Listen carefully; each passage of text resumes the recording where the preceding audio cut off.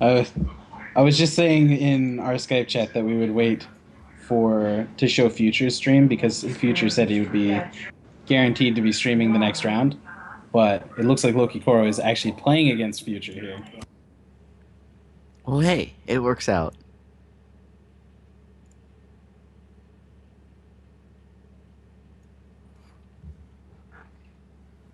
As you can see, Loki Koro missed a round. Took a loss, but is still hanging strong on 4-2. So didn't we have Future featured as an opponent in one of the other rounds too? I don't remember. I don't think so. Also, the on-screen chat has shown that we have pronounced Loki Koro's name correctly for the featured match. I mean, that's good. Yes, we featured Future We in featured round Future? 5 We featured Okay. feature. We featured. against the Motivation. So we do see the early Electroid come down. Now, that being said, it's not so good against that Exarch of the Egg that Future laid down, so... Or that is to say that Electroid will kill Exarch of the Egg, but not will be lethal. It's a trade. Yeah. It's a trade. They've got those like electromagnetic anti-robot lethal assassin poison whatevers. Well, poison corrodes at the wires, and likely the lethality is in its ability to kill as opposed to some mechanism here. Kind of like you imagine the Killipede is poisonous in some way, like incredibly venomous. But the Exarch of the Egg likely is just an assassin. War Machinist comes down. We see a worker bot come out that'll deal 1 point of damage to Future. The Crackling Bolt comes out, removes the Exarch of the Egg. The a little early there, creating the. Not early at all. He wants No, not Electroid early. to He attack wants to this be able to turn. swing. Right? Yeah. Doesn't need any threshold. Creates the diamond because why not? Is doing lots of damage because War Machinist does work. And there's the hand dump. Yep, that is what the dwarf deck is all about. Here's my hand. Here you go. Have fun. Zentos Inquisitor is going to come down, and that will likely remove the circuitry from the Electroid, leaving it as a 0-1, or 0-4, sorry. Still good for creating some Hornet bots. Yeah, still good at exhausting for plans. Not miserable at being a strong troop. A 0-4 for 1 is not the worst thing I've ever heard of. Still going to swing in here, apparently. Oh no, apparently not. No, he has to keep the Electroid back. He needs something. He wants something for the Hornet bot.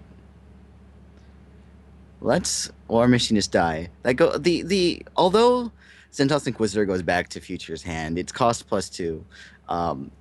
If the game goes considerably longer, then it's still going to be bad. But a fresh Zentos Inquisitor from hand will now deal with the Hornet bot.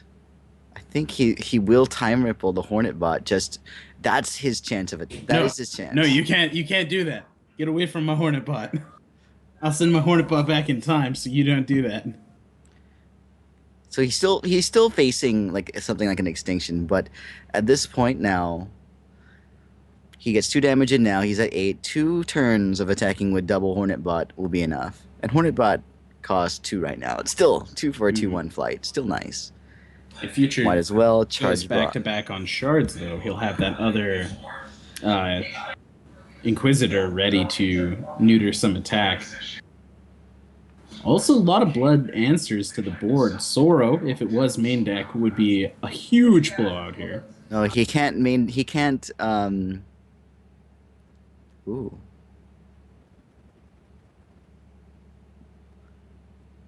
A quick as your fate sorceress. Comes Which down isn't very flight, some though. cards. Yeah, isn't flight, and also doesn't have Terrorantula eggs to hit, so it's not really the threat that it could be. Could have hit a couple of eggs, but looks like Future will concede that match right quick.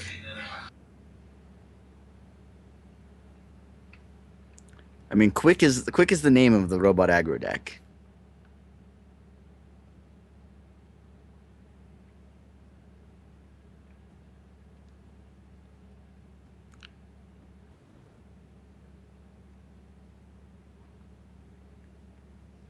There's some interesting cards in this deck.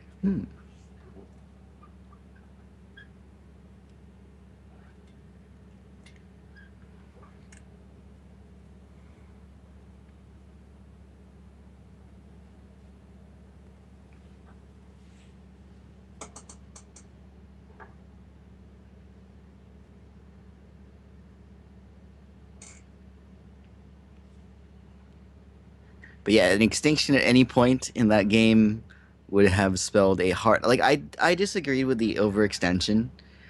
There wasn't really a reason, I think, for the second worker bot. Well, It dealt the point of damage with the War Machinist. you guys did The bring War, up... the War Machinist was dead at that point. Huh. Correct. You guys did bring up the idea of having Sorrow. I don't know if Sorrow makes it into reserves with the current meta. It depends Yeah. on how much people feared like Mono Ruby Well, style. the Mono Ruby aggro probably means you run it, right? Like, even if the Mono Ruby has the Fierce Warlords, just the idea of hitting 1 or 2 quashes with it is good. Now we see Lukikoro picks up a hand with 1 shard, but it might be just the hand he wants. He keeps, If there's and oh yeah, Future did get to choose first. For a second, I thought the game went the other way around. We see that turn 1 Electroid comes down, impose its will and threat on the board. if there's any deck that can keep a 1 shard hand and be okay, it's robots.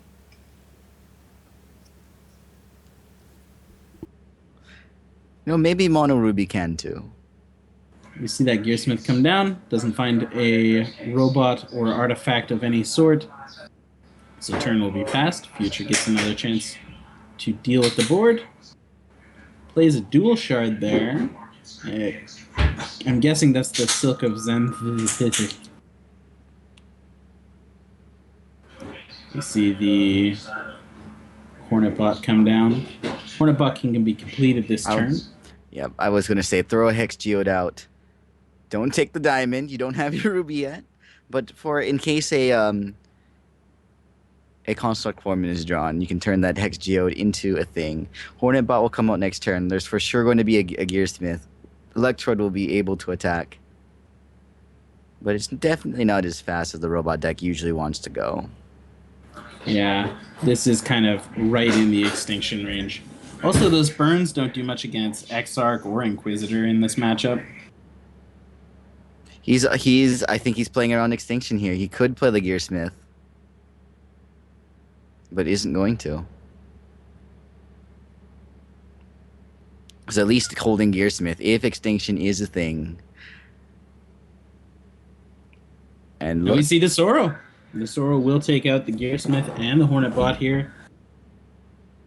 That will set Lukikoro back considerably here. We see Future even feeling brave enough to use his charge power at the cost of that 2 health. But it's okay. At the very least, we know that Lukikoro was pawning for this. For something like that. He's going to find a charge bot, get to play it for free. Yeah, and he gets to put it onto the board, has the charges to put down a worker bot, recovers nicely from the Sorrow and gets to swing with the Electroid. Of course, another Sorrow here would be the exact opposite of a thing that you would say you'd want. Extinction also brutal. Sorrow, there's the second Sorrow. That is fairly brutal, all things considered. We see the Zentots Inquisitor come down to snip the wires on the Electroid, making it a non-threat as well. Almost a non-threat. It can still block the Zentots Inquisitor, so there's no damage being pushed through.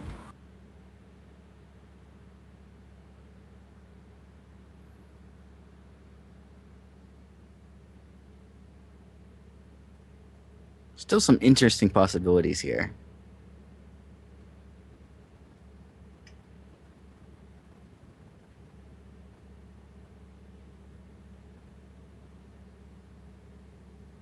Exarch of the egg, puts 2 spiderling eggs in the deck. Alright, let's dig for the 3rd time. Try to dig ourselves out of the hole. A Terrabot, still on 2 resources, and yet it's not altogether that bad. I mean, even if even if Lokakoro had more resources. What does the deck have? Still some time left. Ooh, there's that high Tomb Lord.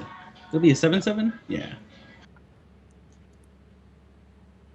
Doesn't do its magic blowout berry strategy here, but it does provide a threat that, other than the Hornet bots and Tarot bots, the dwarves don't have a very fantastic way of dealing with. Currently, it can be dealt with the Titanic Mega Hulk, but soon it's gonna be out of reach. Yeah, we haven't seen the Tectonic Mega Hulk either, so we don't even know if it's in Solterra's version here, Lokikora's version. We see the swing. Lokikora goes to 4. He's gonna start. He's gonna start the plan that is burn my opponent in the face over and over again with my burns. Burn, burn, burn, burn, burn, burn, burn. Fire, burn. Playing Terabot for 3 allows him to attack, but he's got no resources to otherwise benefit. He's got to wait a turn on this. He might have the ability to push through. He's got to get lucky. He needs to block High Tomb Lord. Can give up his 0/4 Electroid for that.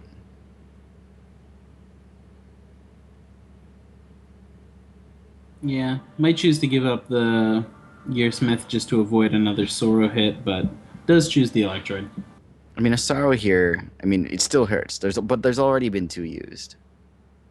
Yeah. See a Spiraling Egg drawn, and it's not enough. Is that 1 damage short? Oh, as much as he wants it to be enough, it's not enough. It is almost. Although, I think if he survives the turn, he may be able to do it. Yeah, he has to survive the next attack. And this is all, of course, assuming no verdict being held by Fuchar. That's kind of dangerous. Well, no, he just needs to do it one more time. And even verdict won't stop. Well, yeah. We'll see. This opens War Machinist up as a more reliable out, I think. We see that second Sapphire for Future, finally.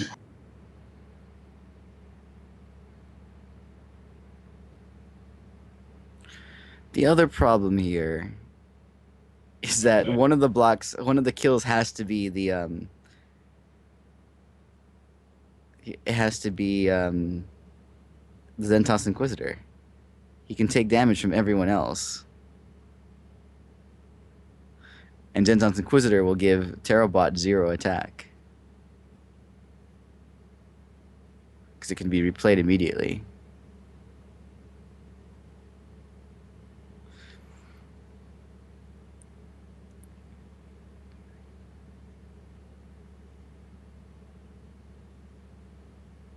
There is a counter magic in the weights anyway.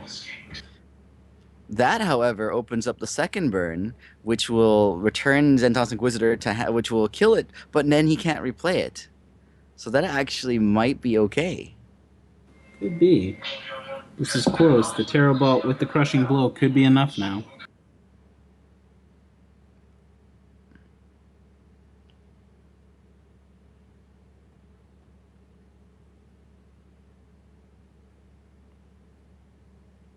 Oh, but there's the extinction to wipe the board. Well, a burn? No. It's not over for Lokikoro here. You're safe to take the diamond now.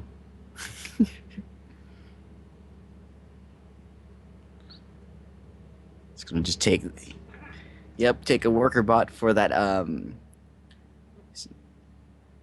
He still has all of his construct formans. Counter magic. Future just drew 3 cards though. Zodiac Divination. Exarch of the Egg.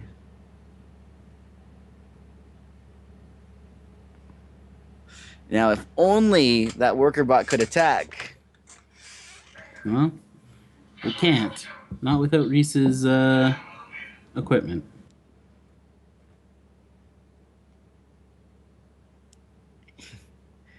So we see Loki Koro choosing to take 1 point of damage.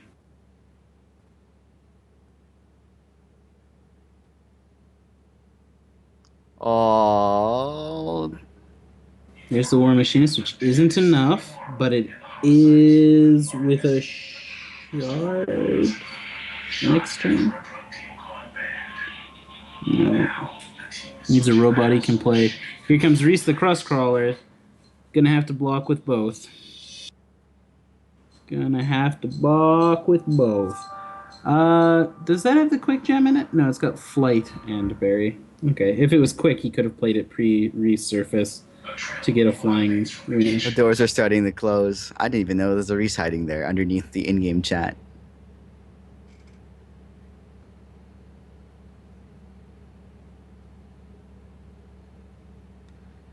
There's only one thing really you can do. If he draws a foreman here, he's gonna feel super bad about that. Oh yeah, he About didn't have to block. sacrificing He didn't Geode. have to block.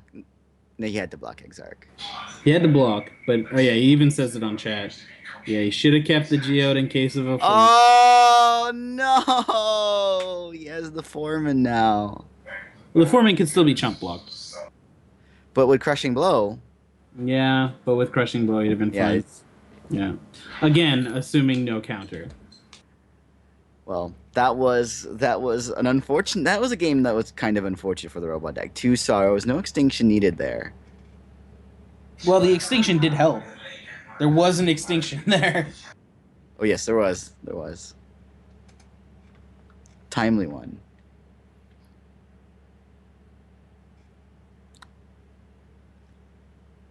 But can control be lucky forever? It comes down to this, and Loki Kuro's robot deck's going first.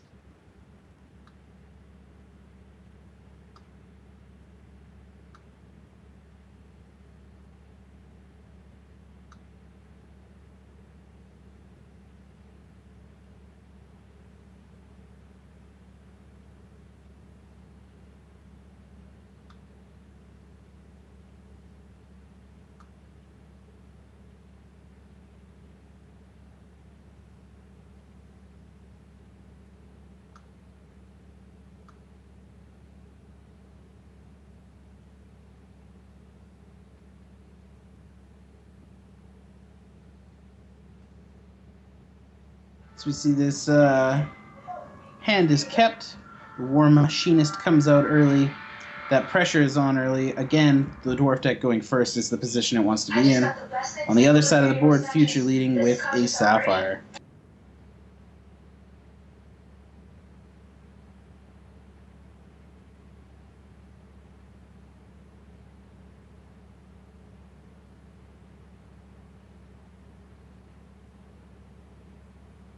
The good old Gear Whiff doesn't find anything there.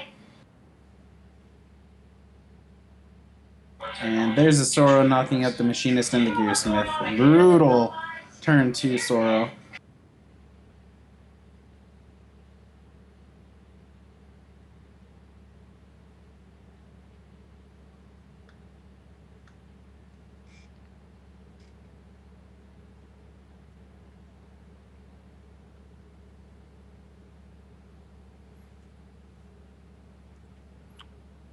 Sorrow, great for the Mono Ruby matchup, great for the robot matchup. Yep, not miserable in either of those things. Which the Blood Sapphire player generally has a good matchup against anyway because of the high defense of those early troops and the lethality of the Exarch. So we see the Exarch come down. Spooky scary.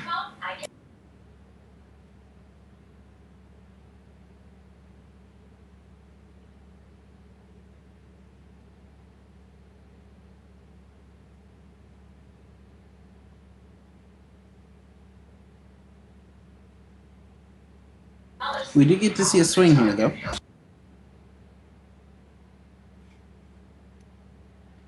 He'll take an Exarch, but he can crushing blow if he wants to, but it's not going to save it.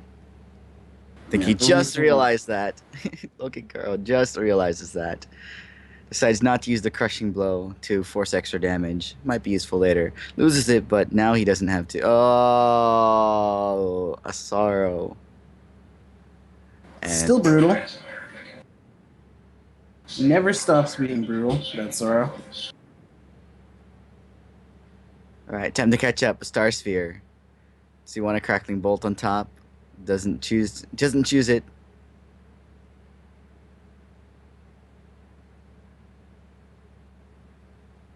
See a fourth resource. Still no double blood for future, but we do see the Azure Fate come out. Not really, again, a threat in terms of its mechanic for burying. A threat in terms of trying to push that damage through.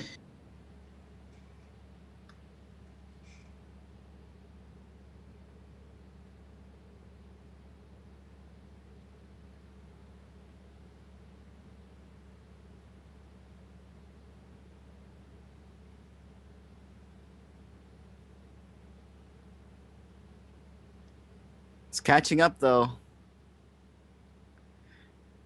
But Future's Fintail combo is brewing. But that Inspire Flight, that's gonna be a problem. Terrabot can handle it eventually. Well, at least it's not a dead robot. Terrabot is almost here.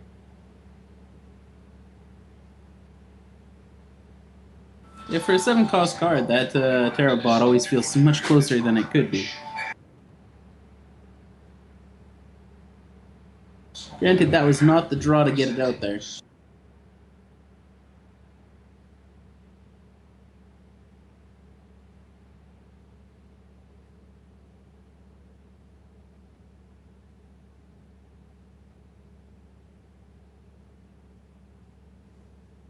And if only one of them could attack. Hello, Reese.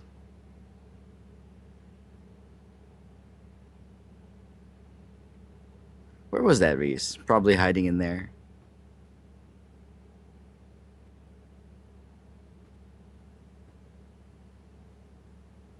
Oh, it's a tarantula. I think this may be the end. Another tarantula. That's both Electroids done. That's a third one. That's a board wipe. 3 cards left in deck. No cards left in deck. That's the key number, really. 0 is the key.